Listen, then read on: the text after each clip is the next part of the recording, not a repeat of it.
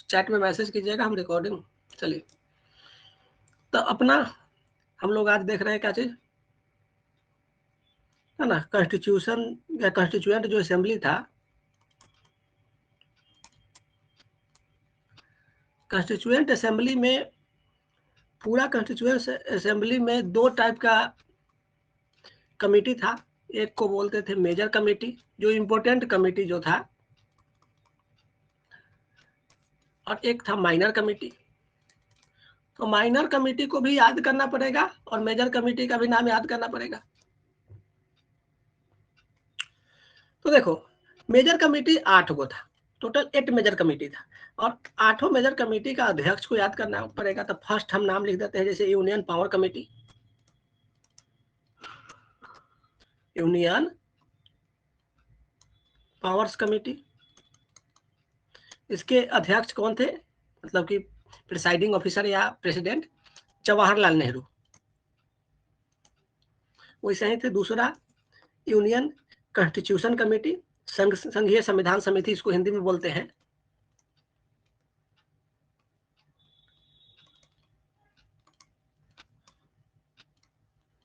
Union constitution committee, इसके भी अध्यक्ष थे जवाहरलाल नेहरू। तीसरा अपना कमेटी था मेजर कमेटी में, मतलब प्रोविंशियल कॉन्स्टिट्यूशन कमेटी, ये केंद्र का हो गया, तो प्रांत का भी।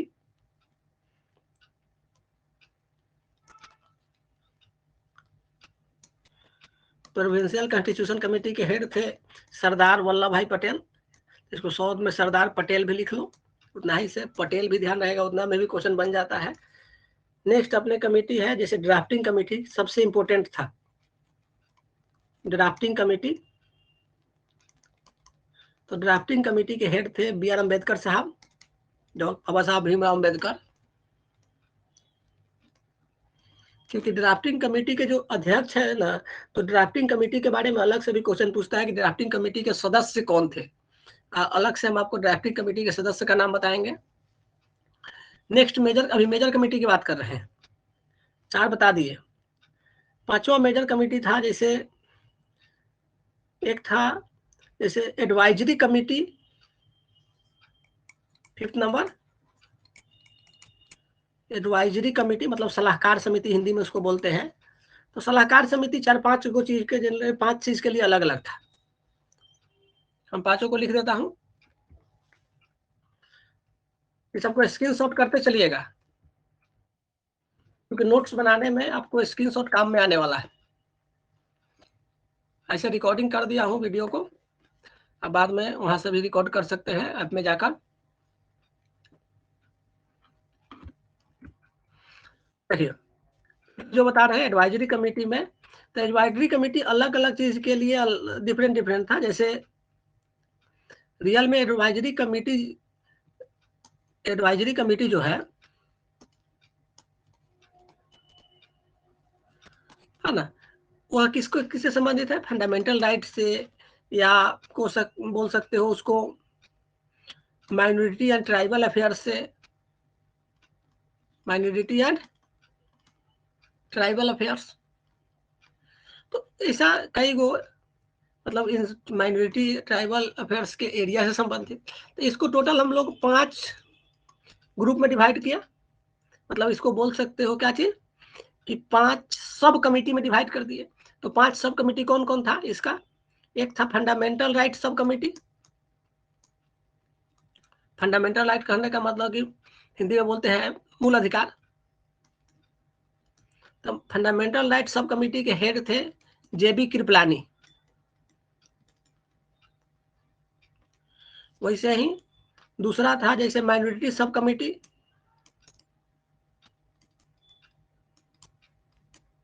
माइनॉरिटी सब कमिटी के हेड थे एच.सी. मुखर्जी, है ना। नेक्स्ट था जैसे north western frontier tribal area, north नहीं, पहले नॉर्थ ईस्टर्न, है ना, frontier tribal area and Assam. देखो, इसमें हमेशा 2 चीज को एक्सक्लूड कर देते हैं। मतलब कि partially excluded area sub committee, तो इसके हेड थे गोपीनाथ।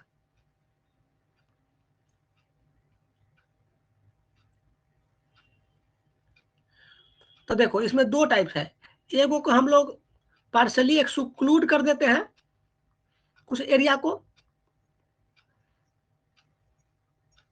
जो असम में था,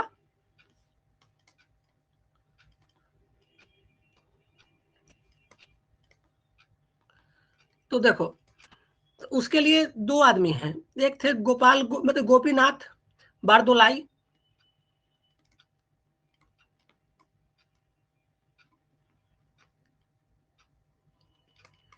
और एक थे नॉर्थ ईस्टर्न में ही, तो जो जिस हम क्षेत्र को एक्सक्लूड कर रहे हैं ना, इसमें से एक्सक्लूड किए हैं, उसके लिए उसके अध्यक्ष थे एवी थाकर, ऐसे एवी ठक्कर भी उसको बोल सकते हो, एवी ठक्कर। एक हो गया, दो हो गया, तीन हो गया, चार हो गया, है ना।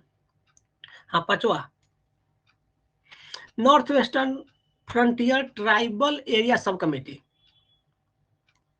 North western frontier tribal area sub committee.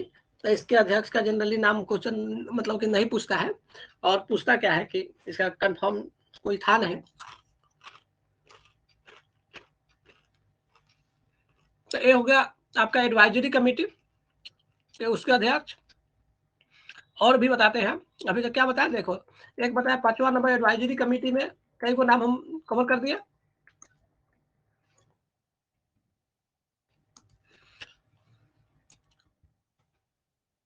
अब देखो 6ठा नंबर रूल्स ऑफ प्रोसीजर कमेटी,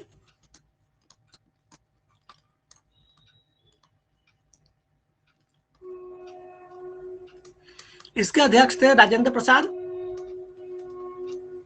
क्योंकि संविधान सभा के अध्यक्ष भी वही थे। तो जो भी रूल सब संभालेंगे कौन, रूल रेगुलेशन सही से संविधान सभा में चलना चाहिए, उसके लिए राजेंद्र प्रसाद ही हेड होंगे। 7वां था स्टेट कमेटी,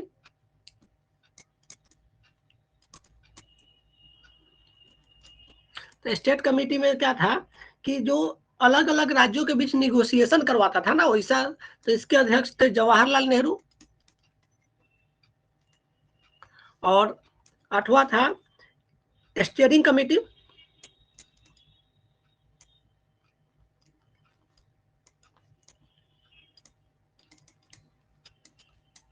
तो इसके अध्यक्ष भी थे राजेंद्र प्रसाद। तो यह जितना भी आपको बोले हैं 8 गो इम्पोर्टेंट कमेटी, जो मेजर कमेटी है उसके अध्यक्ष कौन है या कमेटी क्या है उसके बारे में, उसमें एक आपको बहुत बताए थे ड्राफ्टिंग कमेटी। तो थोड़ा सा हम ड्राफ्टिंग कमेटी को अलग से पढ़ लेते हैं, फिर आपको माइनर कमेटी के बारे में एक लिस्ट देंगे, है ना, उसको नोट डाउन कर लीजिएगा, हम व्हाट्सएप पर भेज देंगे माइनर कमेटी का स्क्रीनशॉट।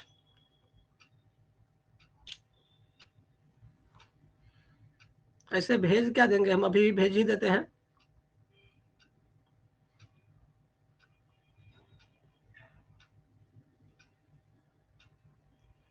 एक मिनट लगेगा।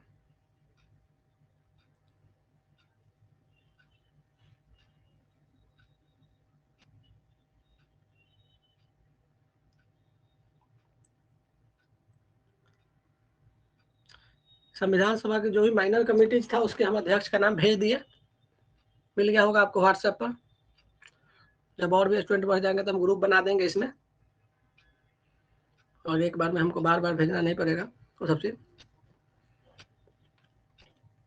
देखो, अब हम लोग ड्राफ्टिंग कमेटी पर आते हैं। तो ड्राफ्टिंग कमेटी में टोटल कितने मेंबर है, क्या है, उसके बारे में ये सब क्वेश्चन डायरेक्ट आपको प्री में क्वेश्चन पूछा जाएगा।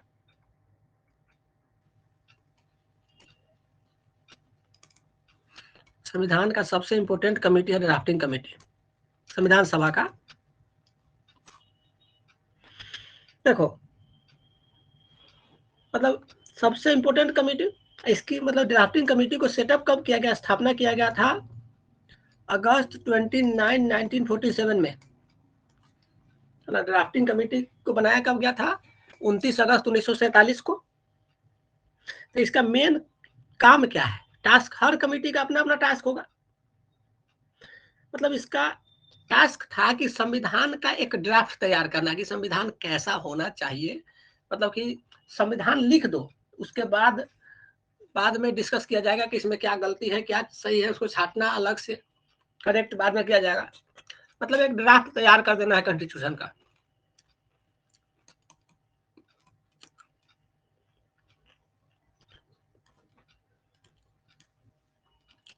प्रिपेयरिंग ड्राफ्ट कॉन्स्टिट्यूशन या ड्राफ्ट ऑफ कॉन्स्टिट्यूशन, इसका काम था संविधान का एक ड्राफ्ट तैयार कर देना। तो इसके मेंबर कौन कौन थे? तो टोटल ड्राफ्टिंग कमेटी में 7 वो सदस्य थे, 7 मेंबर, याद कर लेना। 7 मेंबर्स बॉडी है, और 7 मेंबर का नाम याद होना चाहिए। इसके अध्यक्ष कौन है? ड्राफ्टिंग कमेटी के अध्यक्ष तो हम पहले से ही बता दिए थे, तो वो मेंबर भी होंगे ही ना, BR अम्बेडकर साहब। और ये अध्यक्ष के रूप में भी है, चेयरमैन है इस कमेटी के। यहाँ तक कि दूसरे मेंबर थे गोपाल स्वामी अयंगर,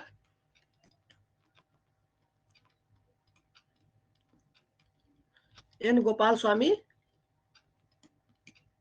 अयंगर। तीसरा थे अल्लादी कृष्णा स्वामी अय्यर,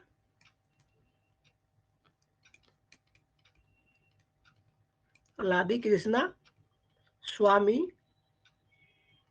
अय्यर। फोर्थ इसके मेंबर थे है ना KM मुंशी,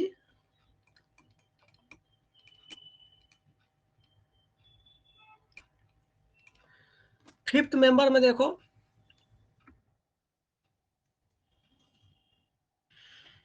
है ना सैयद मोहम्मद सदुल्लाह,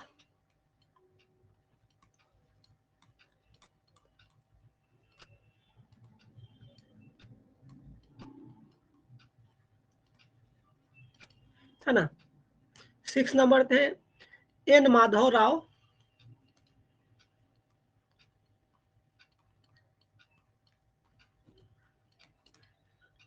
उसे लिखना N माधव राव। लेकिन सबसे बड़ी बात है ना कि N माधव राव को बाद में, क्योंकि उनका बाद में बीमार हो गए।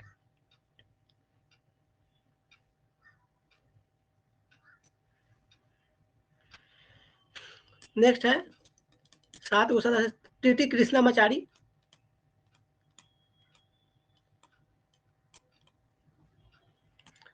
तो 7 वो सदस्य हैं।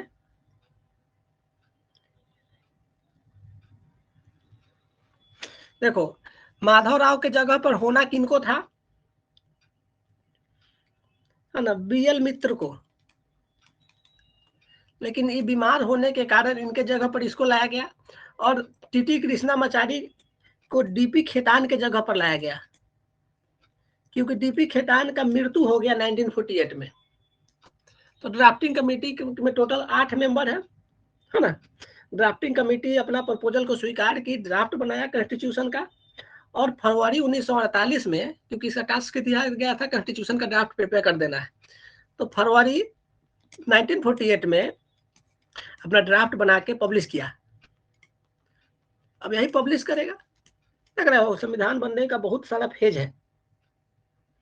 मतलब कहते हैं कि ड्राफ्ट बनाने में, अभी देखो कुछ देर पहले पढ़े थे कि इसको बनाया गया अगस्त 1947 में, और इसने पब्लिश किया फरवरी 1948 में।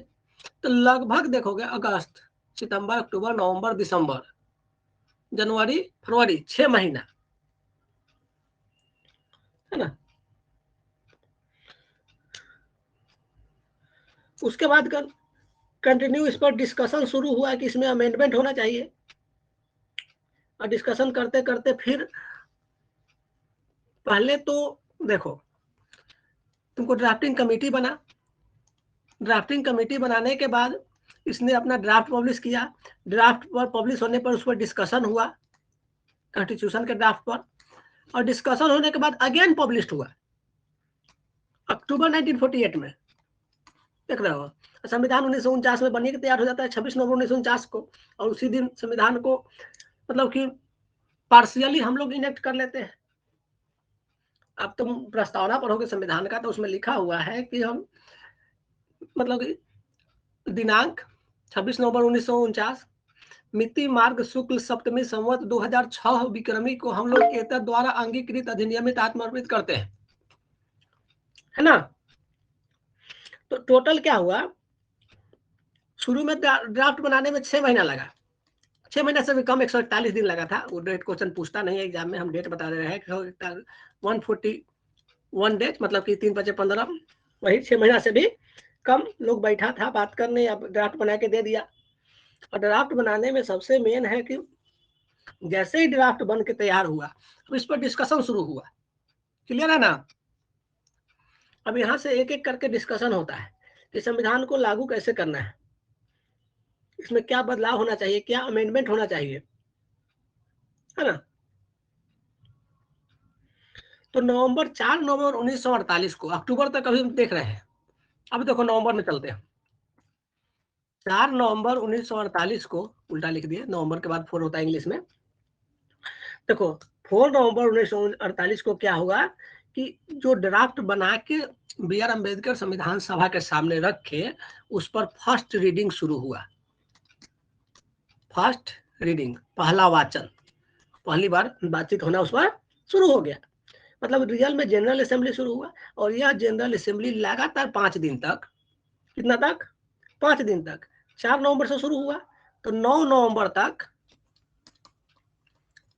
चलते रहा। फर्स्ट रीडिंग कितना दिन चला, 5 डेज। संविधान बनाना है तो संविधान बनाने में 5 दिन तक फर्स्ट रीडिंग चला, है ना।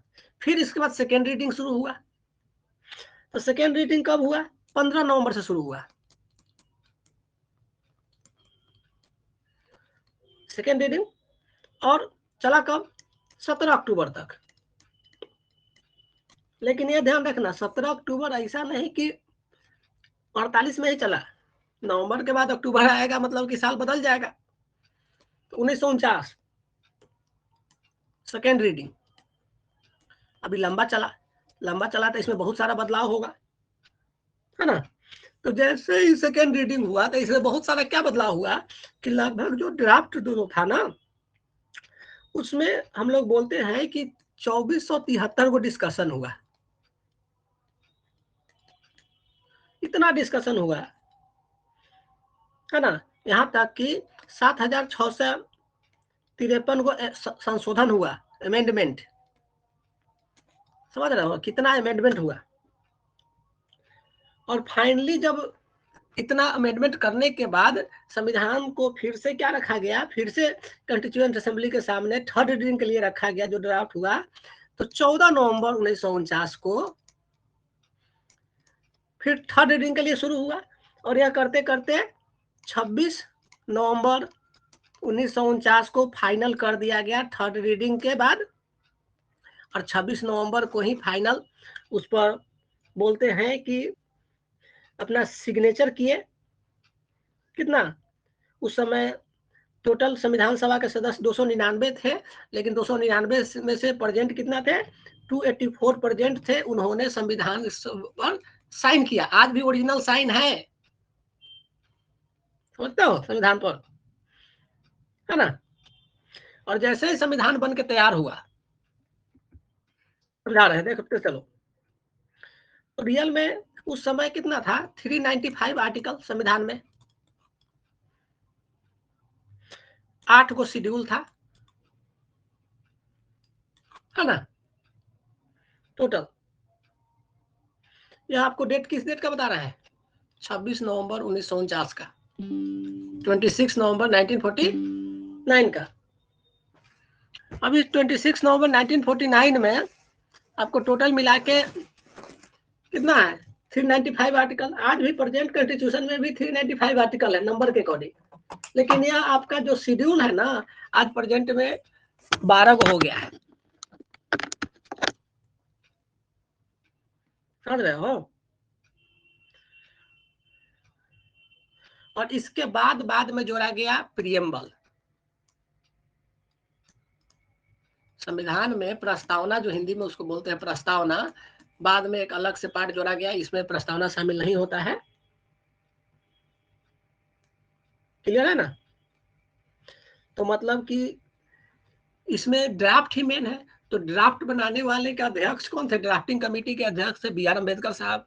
इसीलिए बी आर अम्बेडकर को संविधान का निर्माता कहा जाता है, मतलब chief architect of the Indian constitution या कॉन्स्टिट्यूशन ऑफ इंडिया।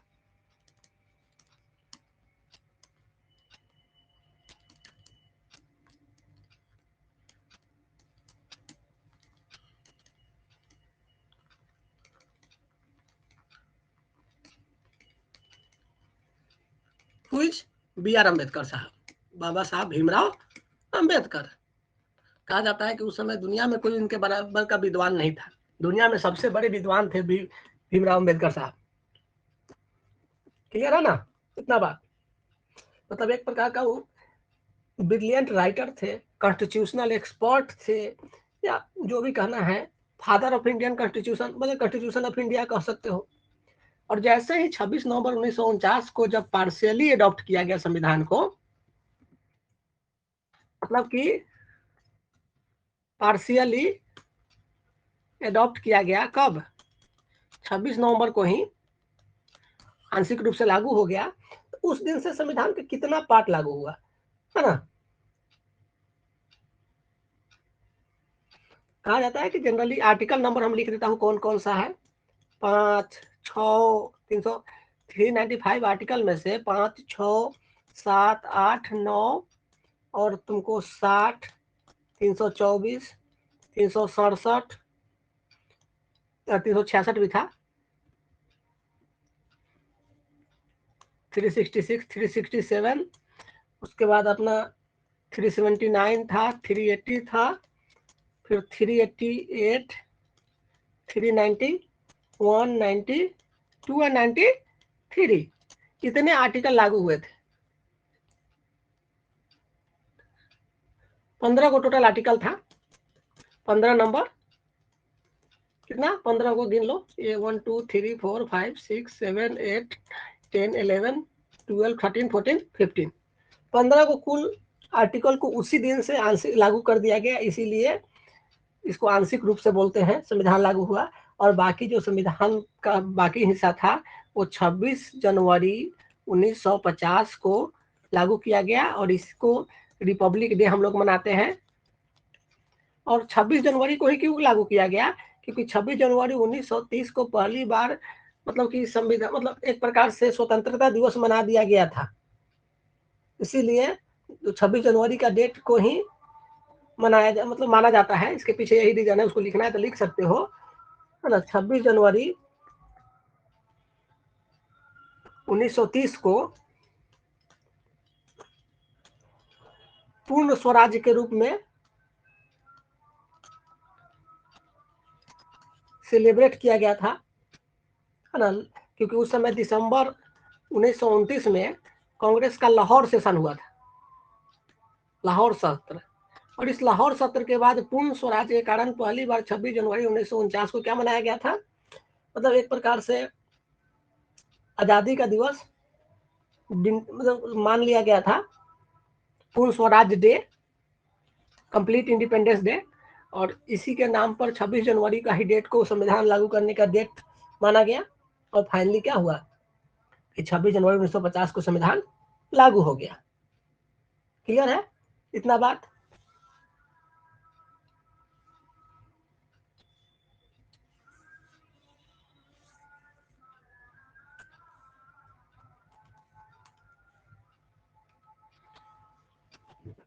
हेलो, अब आप लोग माइक ऑन कीजिए थोड़ा सा। अभी तो जितना पढ़ाया है उतना क्लियर है?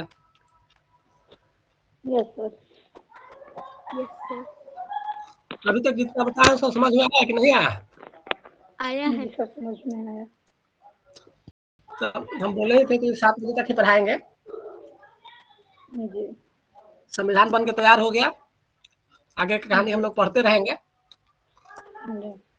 तो ये आपका 4 गो वीडियो हो गया आज का, हम उसको यूट्यूब पर भी डाल देंगे इस वीडियो को। ऐसे ऐप में आपको ये वीडियो मिल जाएगा, चारों का चारों वीडियो ऐप में भी देख सकते हैं। तो इसके बाद हम हिस्ट्री अपना पढ़ाएंगे अपने क्लास को। कल से कोशिश कीजिएगा 6 बजे से 7 बजे तक डेली क्लास चलेगा कुछ दिन तक। देखते हैं अब कोरोना की स्थिति तो गवर्नमेंट ऑफ बिहार के ऊपर निर्भर करता है कि क्या करना है। धीरे धीरे और लोग इसमें जुड़ जाएंगे। तो शुरू कर दिए तो आपको बैच में बच्चा बहुत बढ़ जाएगा धीरे धीरे 3-4-5 दिन में। अब तो एक कौन है, राज देवराज? हाँ वही होंगी।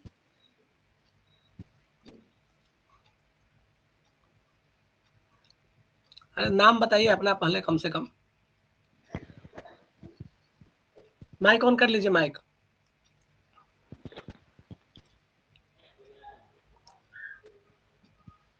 अभी तक माइक ऑन करना नहीं सीखे?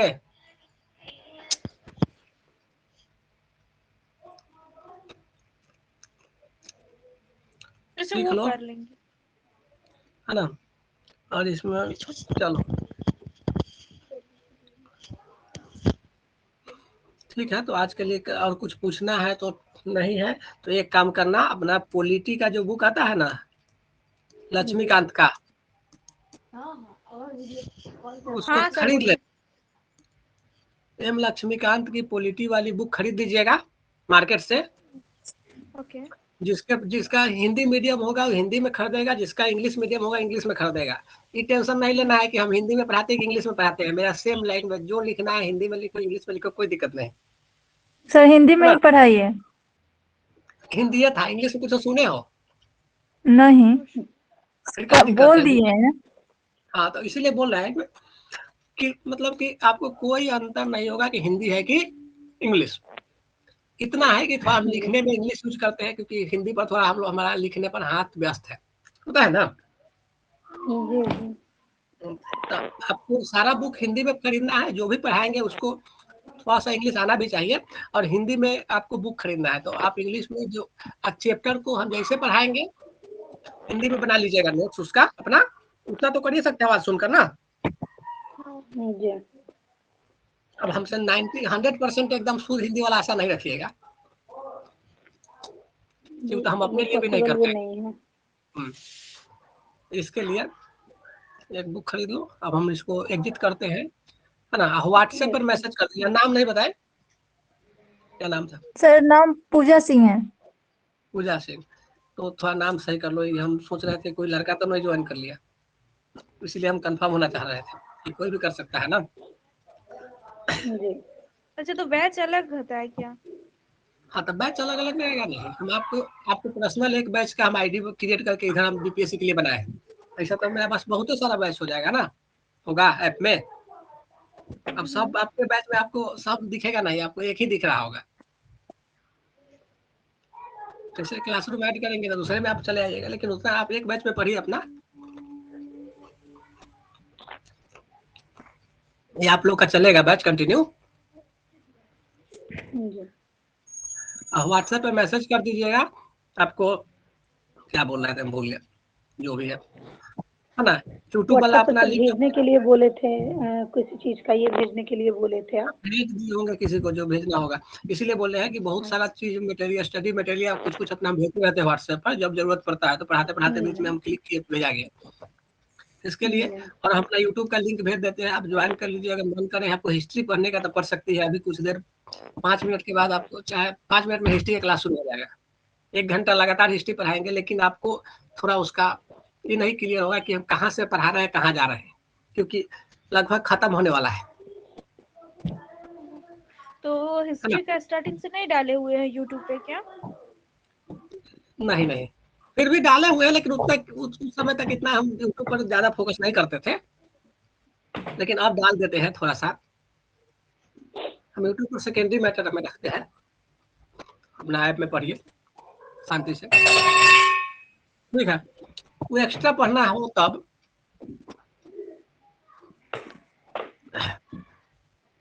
एग्जिट कर रहे हैं क्लास। Okay bye.